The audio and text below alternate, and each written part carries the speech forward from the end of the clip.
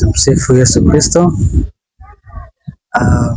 Mimi kama Mkatoliki leo nimetoka kupokea sakramenti ya upatanisho, sakramenti ya kitubio, na kwa sasa nimemaliza na nimetoka, niko huru.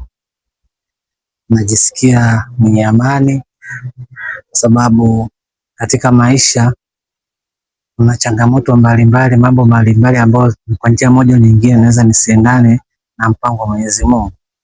Unapopata nafasi kama hii ya kuja kujitathmini na kujipatanisha na Mungu wangu, nakuwa na amani na furaha tele, na niko tayari kwa ajili ya kumpokea Kristo anayefufuka.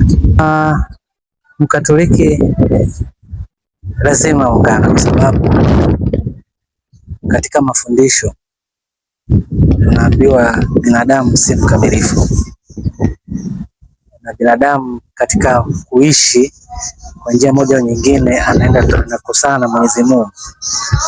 Tunaambiwa kuna dhambi za mawazo, maneno, matendo, kutimiza wajibu. Katika maisha kila siku unaweza ukafanya kazi kwa 50% au 60% au 40%.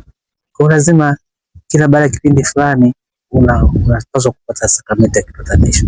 Na hata katika mafundisho au za kanisa tunaambiwa tunapaswa tujikisha kwa Mwenyezi Mungu na kurudisha kwake kwa njia ya sakramenti ya upatanisho.